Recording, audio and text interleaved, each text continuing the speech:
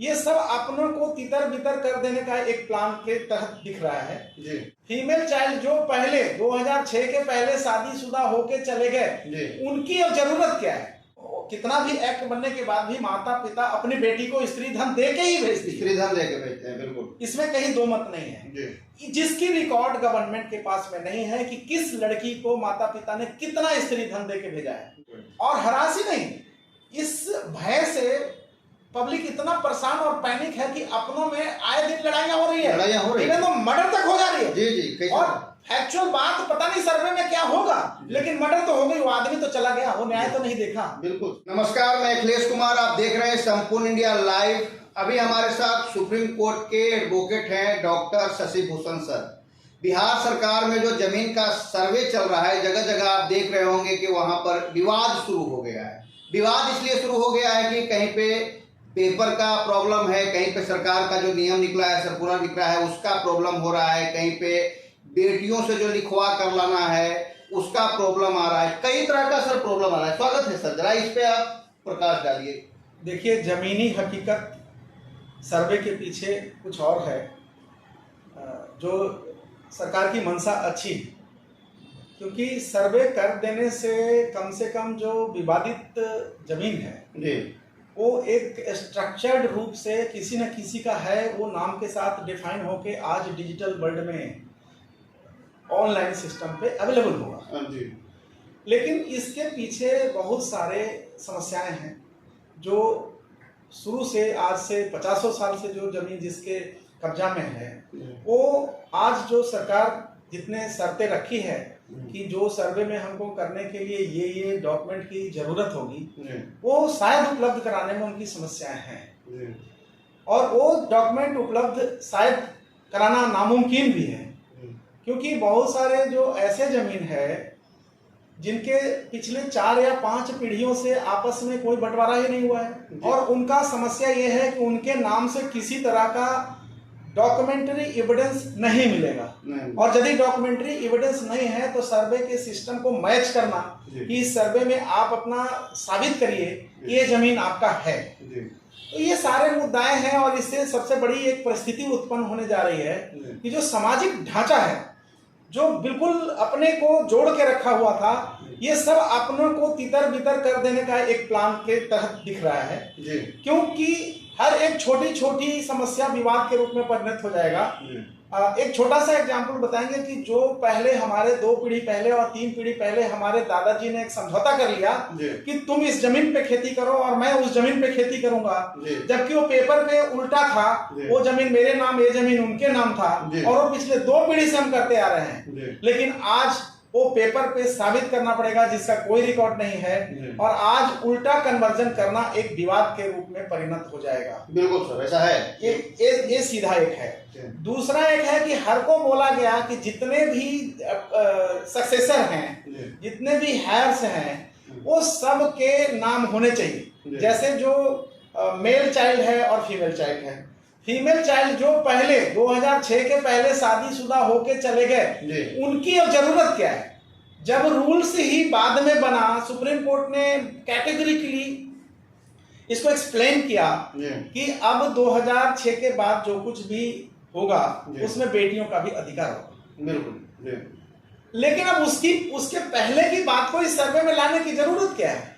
कम से कम supreme court ने अगर कोई फैसला सुनाई है तो ये फैसला का सम्मान करना चाहिए। 6 के पहले का जिक्र नहीं है सुप्रीम कोर्ट के फैसले में, नहीं 6 के बाद। यस, अब है कि कम से कम इसकी सम्मान करनी चाहिए और इस तरह के विवाद से सरकार को बचने के लिए एक पहल की जरूरत है। सर्वे जरूर होना चाहिए, लेकिन सर्वे में वो सारी डॉक्यूमेंट्री एविडेंस जो सबसे पहले से ही रजिस्टर 2 में अंकित है, उस रजिस्टर 2 को मेन डॉक्यूमेंट मानते हुए आज जिसके नाम से वो जमीन दिखता है और जिसके पोजीशन में है, जिसके कब्जा में है, वो दोनों को मैच कराते हुए उस जमीन का सर्वे कर देना चाहिए। अननेसेसरी डॉक्यूमेंट और एडिशनल डॉक्यूमेंट लाने की जरूरत कहाँ है, क्योंकि बिहार सरकार के पास सारे रिकॉर्ड है कि कौन सा जमीन किसका है।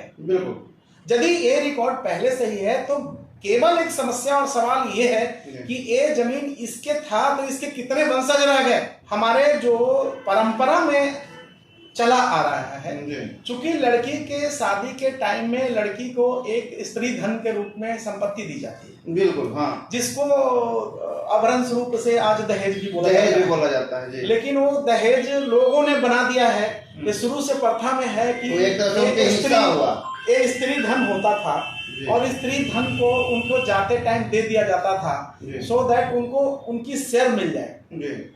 लोग उसको दहेज का नाम दिए हैं, हमने उसको दहेज बनाया है। उसके लिए एक्ट बना कि डॉरी एक्ट, दहेज लेना वर्जित है। वो कितना भी एक्ट बनने के बाद भी माता पिता अपनी बेटी को स्त्री धन दे के ही भेजते हैं, स्त्री धन दे के भेजते हैं, बिल्कुल, इसमें कहीं दो मत नहीं है। जिसकी रिकॉर्ड गवर्नमेंट के पास में नहीं है कि किस लड़की को माता पिता ने कितना स्त्री धन दे के भेजा है, लेकिन इसका रिकॉर्ड गवर्नमेंट के पास में है कि इस माता पिता के पास इतना संपत्ति था और ये 4 संतानों में बंटने हैं, जिसमें एक संतान लड़की।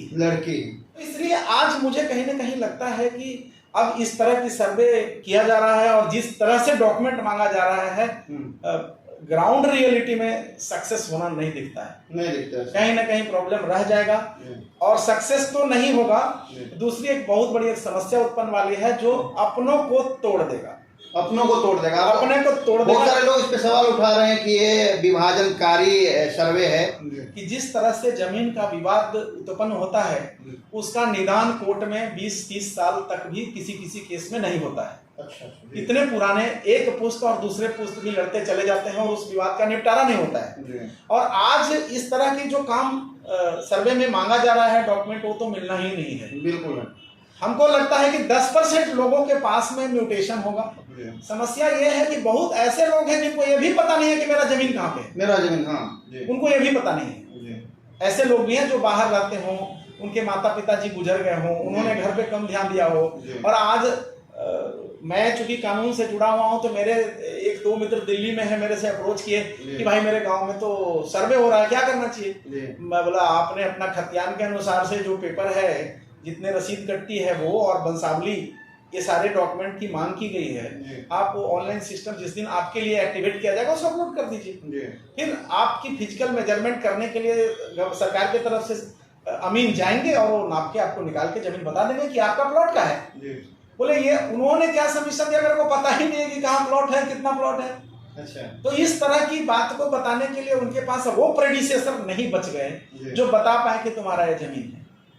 ये बहुत सारे लोगों को ऐसा पता भी नहीं। अब यहाँ पे सही होते हुए भी मैसिव डिस्प्यूट होने की गुंजाइश है, क्योंकि यदि हमको कुछ पता ही नहीं है और मैं कुछ स्पेकुलेशन में, कुछ गांव के कहने पे, कुछ लोगों को बताने पे अगर कुछ काम करता हूँ तो लड़ाई में परिणत। और समस्या एक और है सर कि जैसे अपना रेवेन्यू मिनिस्टर जो है जायसवाल साहब, वो कहे हैं कि जिनका कब्जा है और जिनकी रसीद कट रही है जमीन उनकी मानी जाएगी।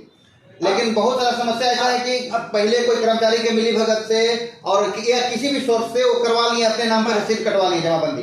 मालिक दूसरा कोई है। मैं इसको इस तरह से क्लियर करूंगा, किसी तरह से मिली भगत करके इंडिया गेट का रसीद हम कटवा लें तो क्या इंडिया गेट मेरा हो सकता है? नहीं हो सकता है। तब तो है कि क्या सरकार के सामने एक समस्या है, किस डॉक्यूमेंट को सही डॉक्यूमेंट माना जाए, वही बात, ये सरकार को फैसला लेना पड़ेगा। कोई एक डॉक्यूमेंट को प्रधान डॉक्यूमेंट मानते हुए ये डिसाइड कराना पड़ेगा कि इस डॉक्यूमेंट के तहत अगर किसी का नाम आता है तो जमीन उसका है। अब जो सबसे पुरानी डॉक्यूमेंट है वो बेस्ट डॉक्यूमेंट होना चाहिए। सबसे पुरानी डॉक्यूमेंट जैसा माना जाता है खतियान है जी, और किसी का डीड है, किसी तरह का डीड सेल कुछ भी है तो वो है। अब वो डॉक्यूमेंट के बाद ही कोई डॉक्यूमेंट क्रिएट हुआ होगा, चाहे रसीद बना हो, चाहे कुछ भी हुआ हो, उसी के बेस पे बना होगा।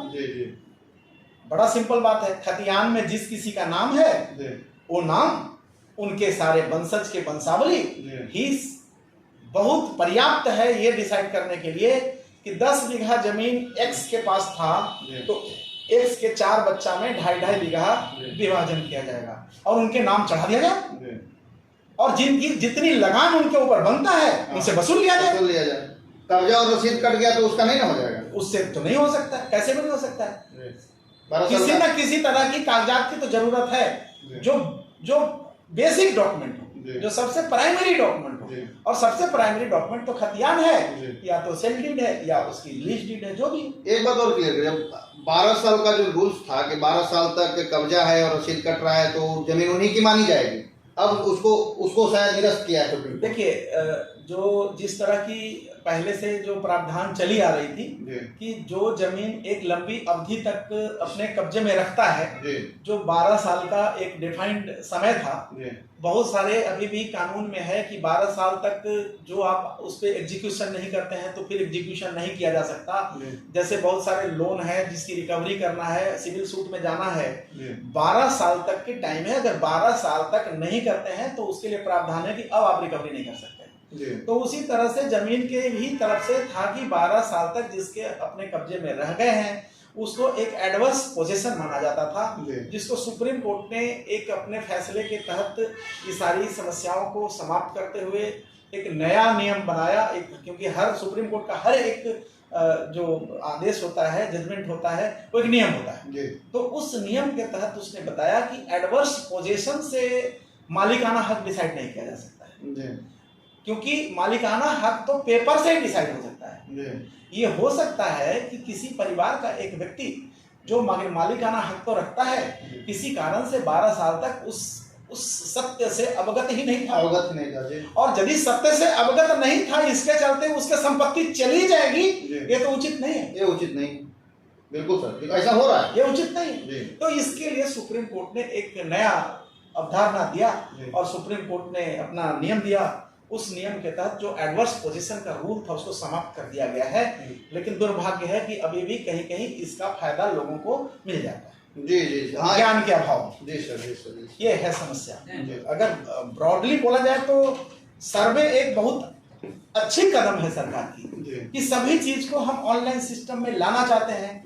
आज पूरा डिजिटल वर्ल्ड है, हर आदमी एक हाथ में मोबाइल लिया है। कर लो दुनिया मुट्ठी में वाली जो बात थी धीरू भाई अंबानी की, वो कर लो दुनिया मुट्ठी की बात है कि यदि इस तरह की जो समस्याएं हैं, वो सीओ ऑफिस जाना, कर्मचारी से मिलना, कितना जमीन है वो याद रखना, पेपर ढूंढना, ये सारे चीज अगर हमारा ऑनलाइन प्लेटफॉर्म पे आता है कि मेरे नाम से नाम डालते ही पता चल जाए कि इतने मेरी जमीन है, यहाँ है और इतने साइज के प्लॉट हैं, तो इससे अच्छी कोई बात ही नहीं। लेकिन ये करने के पीछे जो ड्राइव है, वो ड्राइव में बहुत सारी रिसर्च बेस्ड संशोधन की जरूरत है, सुधार की जरूरत है। ऐसा जो प्रैग्मेटिक ओल्ड सिस्टम है, उस सिस्टम को लेके हम चल दें तो शायद हम अपना डेस्टिनेशन पे नहीं पहुंचेंगे जो सर्वे के लिए चले हैं। इसके लिए कहीं पे गवर्नमेंट को एक कंसेप्चुअल थॉट्स पे आना पड़ेगा कि हम आज पुरानी डॉक्यूमेंट को मेन बेस डॉक्यूमेंट मानते हुए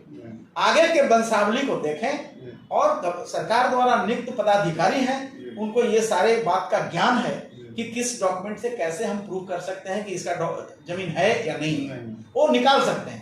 यदि वो निकालने में सक्षम है तो किसी भी पब्लिक को हरास करने का क्या पर्पस, क्या मतलब है। और हरास ही नहीं, इस भय से पब्लिक इतना परेशान और पैनिक है कि अपनों में आए दिन लड़ाइयां हो रही है, तो मर्डर तक हो जा रही है। और एक्चुअल बात पता नहीं सर्वे में क्या होगा, लेकिन मर्डर तो हो गई, वो आदमी तो चला गया, वो न्याय तो नहीं देखा। बिल्कुल।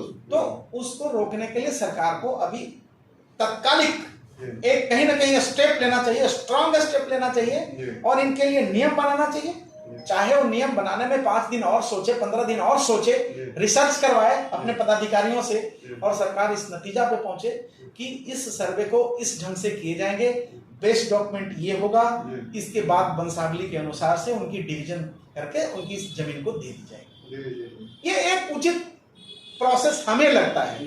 ये हो सकता है कि मेरी एक लिमिटेशन है ज्ञान की, मां शारदे ने जितना ज्ञान दिया है उसके अनुसार हम बोल रहे हैं, कानून की जितनी ज्ञान मेरे पास है उसको थोड़ा कोलैबोरेट करके हम बोल रहे हैं। लेकिन अगर कॉमन लॉजिक से कोई भी सोचे इस बात को, तो मुझे लगता है कि इसमें बेसिक डॉक्यूमेंट को ही मानते हुए और वंशावली के आधार पे जमीन का बंटवारा करके सर्वे में नोटिफाई करना चाहिए और उसी को ऑनलाइन सिस्टम पे लाना चाहिए। ठीक, बहुत बहुत धन्यवाद सर।